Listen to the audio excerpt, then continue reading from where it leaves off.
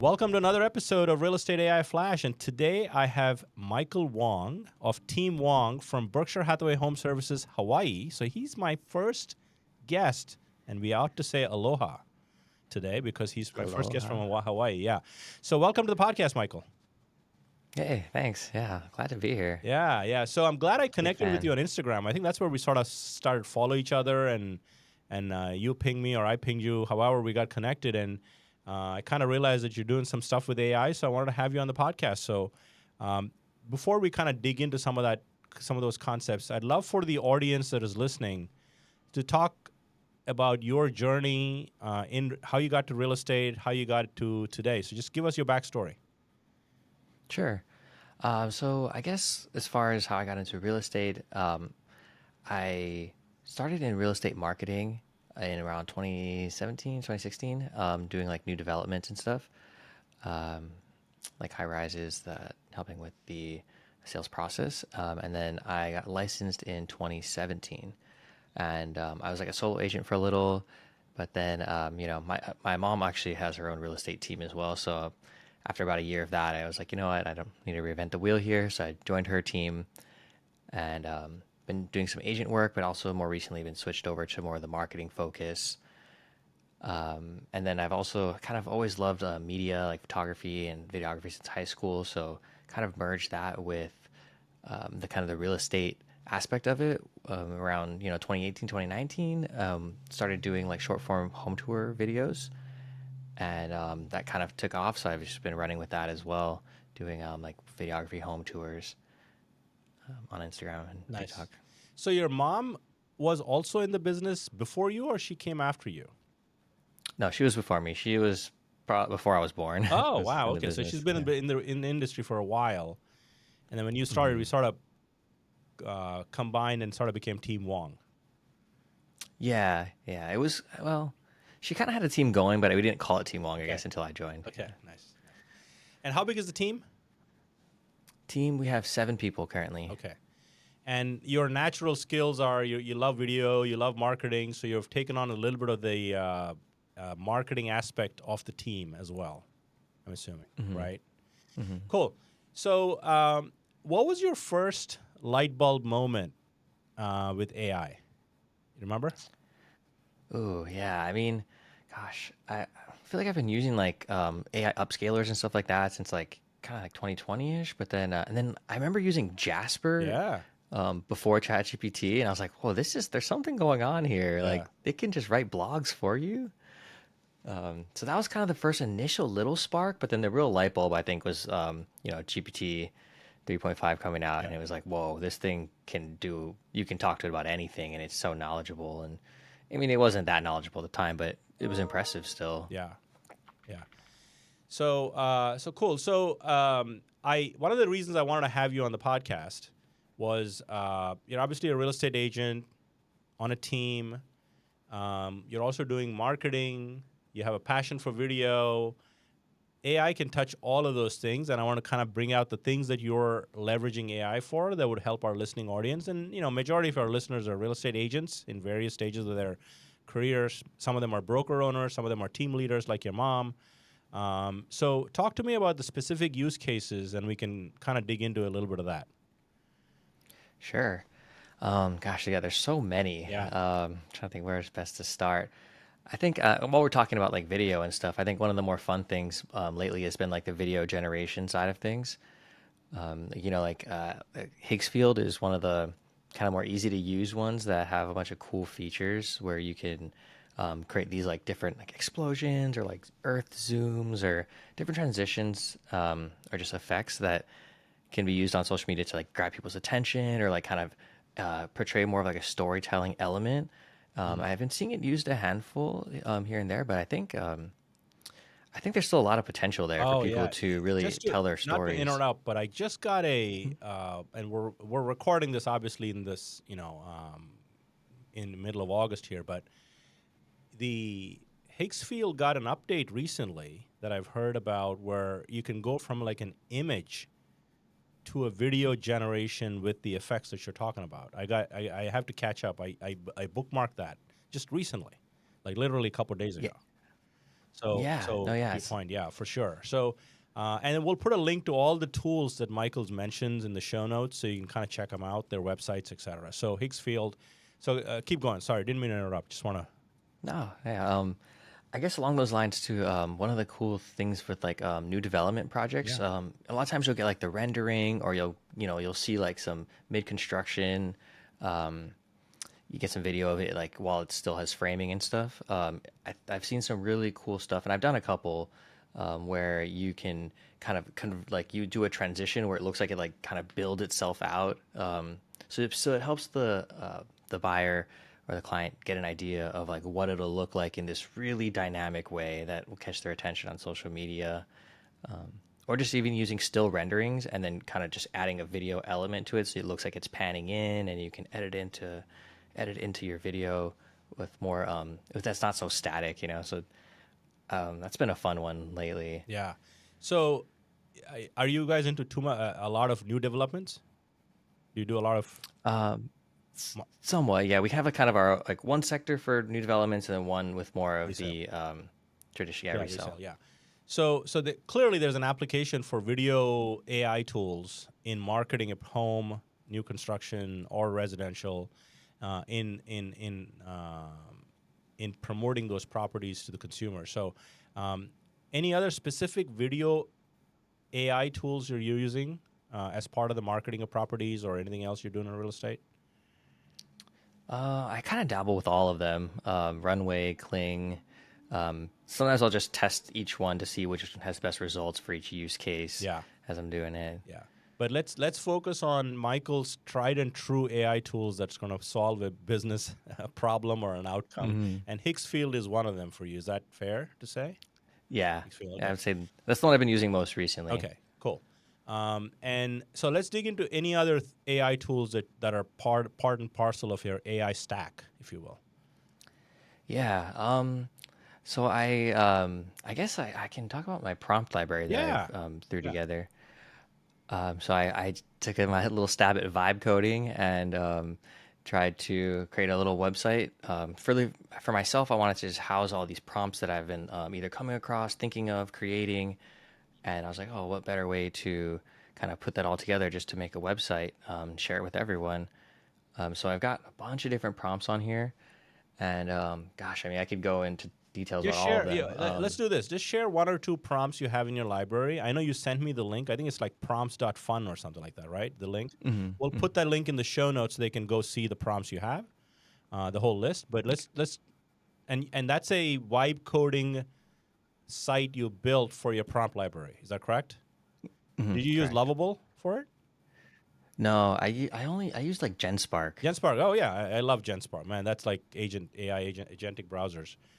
Anyway, so talk about the most popular prompt in your prompt library. Just pick one or two. Okay.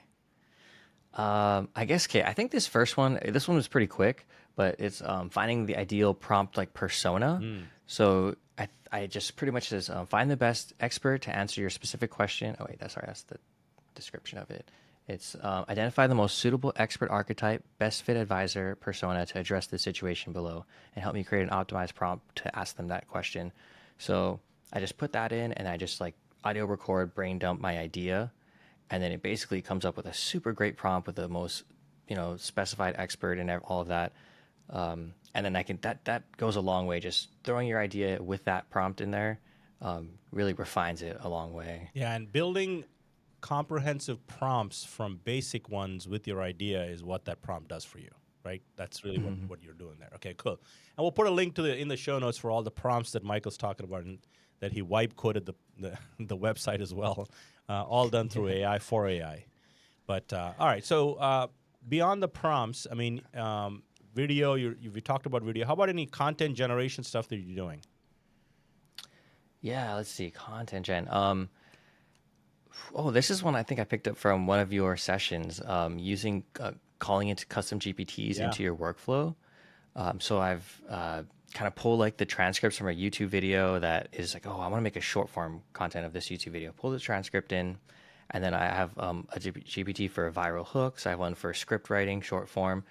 So with that, I'll like @ viral hooks, and then I'll kind of pull into my that GPT into the mix, and then yeah, that's a great workflow. Being able to have these different tools Yeah. and to be able to Yeah, create when that's GPT-5 came scripting. out recently, the ads way of referencing custom GPTs in your main chat was hit or a miss. Initially, it was working very well, but it stopped working. I think it's starting to come back, which I hope they don't take it away because that's a great way to call different things and stay in the same chat and keep going. So have you built custom GPTs, Michael? Or Yeah, I have a few. all right. So what is your go-to custom GPT that you use pretty regularly?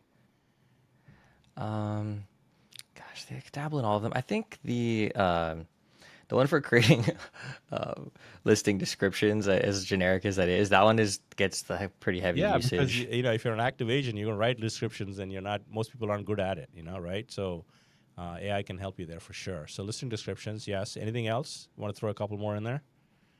Kind of a fun one that I put together recently. I plugged in like the Google API into it, and I made it so where you can just, if you have multiple showings, you can put a list of all your locations in, and it'll like tap into the active traffic data and figure out what's your most optimal route depending on your departure time. Nice. That's a good one. So did you use custom actions in the custom GPTs? Is that what Yeah, you did? Okay. and I like love threw if some you JSON in. is that a public GPT or you can share the GPT with the link? Yeah. Yeah. So why don't you send that to me? We'll put that in the link in the show notes for people can play with it if they want to. See what's Okay. possible. Yeah. Yeah. Yeah. For sure. Cool. So, what else are you doing? How else are you leveraging AI for your operations, marketing, for the team? Anything else you're working on? We've been playing with MLS data stuff lately. Yeah, talk about it. So we haven't been able to connect it directly, but our kind of workaround is just pulling a export of either your town, your city, whatever your area is, for maybe 30 days or whatever makes sense for you. And then we've been putting it into this prompt that kind of analyzes just the various trends, whether it's like days on market or list to sale price, to kind of just get a better idea of like what's going on in that neighborhood or And yeah, and different area, I yeah. guess. So So I've been from helping. market data, using a prompt, you are getting trends in that neighborhood or the data set. Are you creating social posts or blog articles? What is the end game from that? Oh, we probably should do a little more of that. We've kind of just been using it. Our agents have been using it to kind of like empower their own knowledge and Okay. be able to talk to their clients and be like, oh, we've noticed that the days on market are kind of coming up in this area or this condo specifically, maybe. So maybe we need to look into, is there an assessment coming up where like the people are less desirable Yeah. for that building. And We recently had Michael Rennick from Sarasota, Florida, on our podcast, and one of the things he talked about was he's built a N. Are you familiar with N8N? So he's built workflows, but primarily what he did was he finds a trending topic with a URL. He gives the URL to his workflow, and on the other side of it, it generates a video, 50-second to a minute video. That's his AI clone from HeyGen on that topic, and it pushes it to YouTube and blog posts and the whole thing. So he says it's wow. 4 cents a video, and it takes him 5 minutes or less just to proof the content so he's comfortable. And so you could do something like that with your process now with MLS data, right? Once you have the data, analyze, empower your agents, but also push it out to generate content for niche areas you want to kind of rank on or be top of mind on, right? As Team Wong. Yeah, that's a great idea. Actually, I Yeah. might start trying that Yeah, out. yeah. So he's building some cool stuff. I mean, he shared his some of his workflows as well. So that might be something that you'd look at, even for video. I mean, if you're already into video, are you guys leveraging like vertical videos for shorts and stories and reels and all that stuff? Are you guys doing that? Yeah, we're trying to go cross-platform with our videos. Yeah, yeah. So this will help you. This strategy will help you potentially to build that kind of a workflow. So cool. So what else are you guys working on with AI? Oh man, I mean, we actually, so I have dabbled a little bit in like the avatar side of Yeah, things, kind of using like end-to-end workflow into it. I kept running into some errors, but um, yeah, I think the way that I felt more comfortable using the avatar content, it felt just a little too rough to just post it as is. So I'll use it and then edit it with some B-roll, sure. I agree with you. so that it feels like a real talking head. Yeah, yeah. And even forget the N8N piece. Even if you had to just take an avatar from HeyGen, your voice clone from ElevenLabs, and then give it a topic or a script, get the video, to your point, edit it and add some B-roll and spit it out. That's still automating some portion of the process and still gets you there with minimal time investment, hopefully, you know? Yeah, Yeah. and like we have a challenge here in with voice gen stuff in Hawaii. It's not very good with all our street names are Hawaiian and all of those like are like our locations. So the voice gens really don't do well with those kind of words. Oh, yeah. So Interesting. the workaround we've been doing is just doing a voiceover, so it's your actual voice, so it sounds very real too, and then just plugging that into HeyGen. Yeah. Not as automated, but yeah. No, yeah, it has to be authentic too, and people can't think it's AI. I mean, it's got to be very humanized. So I get your point. Yeah, I think the audio cloning is going to get better. It's only going to get better, right, going forward. Hmm. Yeah, so maybe you record all of the street names once, Michael, and train the model so it knows what to say when those words come up.